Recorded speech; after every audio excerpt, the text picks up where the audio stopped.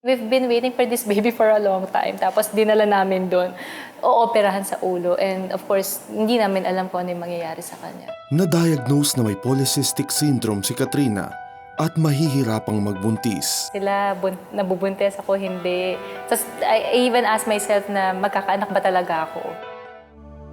Lumaking may galit sa ama si Katrina dahil sa pag-abandona ng ama sa kanila. Ang kanyang galit ay napawi nang maka-attend siya ng isang retreat. Napagtanto niya na may ama siya sa langit na nagmamahal sa kanya. Dahil dito, nakapagpatawad siya sa sariling ama. I felt the love of the Father. Because of that love, natuto ako magpatawad. So napatawad ko si Papa. Dahil sa pagpapatawad sa ama, nagbukas ang pinto ng langit at bumuhos ang isang himala sa buhay ng mag-asawa. Nabuntis si Katrina. It's positive. Oh my God, sabi ko, Lord, you're really faithful.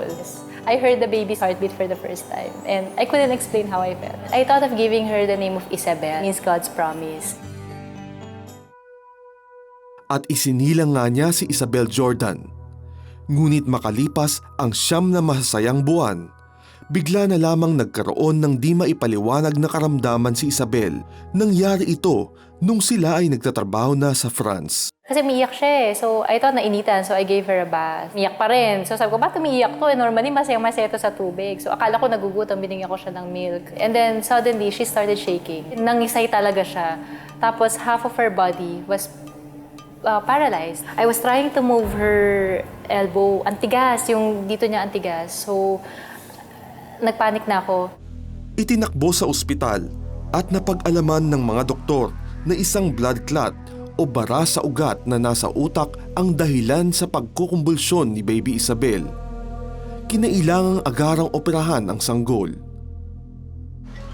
And it was really heartbreaking. Hindi na namin alam yung gagawin namin. We're just crying and we prayed but nandun yung takot. We've been waiting for this baby for a long time. Tapos dinala namin doon, ooperahan sa ulo. And of course, hindi namin alam kung ano yung mangyayari sa kanya.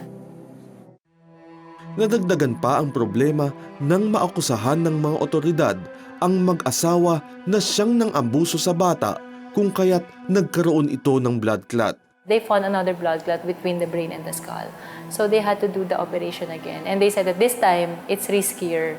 Pero nung nakita na namin siya dun sa operating room, it was really heartbreaking. May tubo dito, like tubo dito, all over, puro tube. Even nung dinala siya ron, hindi ko alam kung magsasurvive pa siya. Sobrang hirap nung time na yun. Talagang hindi ko na alam kung ano yung mangyayari sa akin pag nawala yung anak ko. Pero yun nga, sinabi ko na, Lord, nasa sayo na siya eh.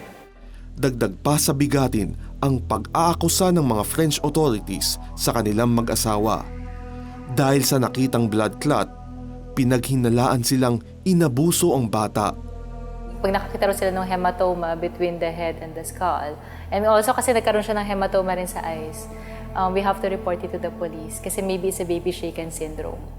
So nung sinasabi sa amin yun, hindi talaga siya mag-sink in.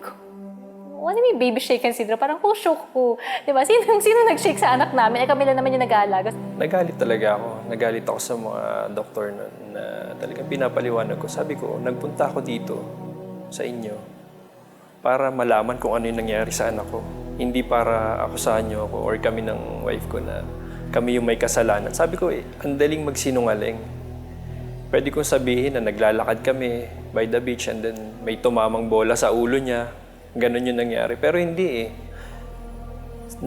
Nasabi ko pa sa Diyos na nasabi ko sa Kanya, Lord, siguro ang masamang nagawa ko lang is sobrang minahal ko yung anak ko. Sa gitna ng patong-patong na problema, hindi nawalan ng pag-asa si Katrina at Mark. Tiwala lamang sa Diyos ang kanilang pinanghawakan. Ang kanilang panalangin kasama ang panalangin ng kanilang pamilya at mga kaibigan ang siyang nagpalakas sa kanila sa mga panahong iyon. Lord, we surrender her into your hands. She's yours. And alam mo yun, while we were praying and praising God, with my eyes shut, I saw this bright light. Doon ko naman na nakita yan. Naramdaman yun talagang pagmamahal ng Diyos sa akin. Na every time na mag-open ako ng Bible, is lahat ng mga nangyayaring negative sa buhay namin, most especially nung nasa hospital kami, is parang nagiging positive. Kahit na nakikita ko na ganun yung situation ng anak ko. Matapos ang 2 mahahaba at delikadong operasyon, himalang naging matagumpay naman ito at naisalba ang buhay ng anak nilang si Isabel.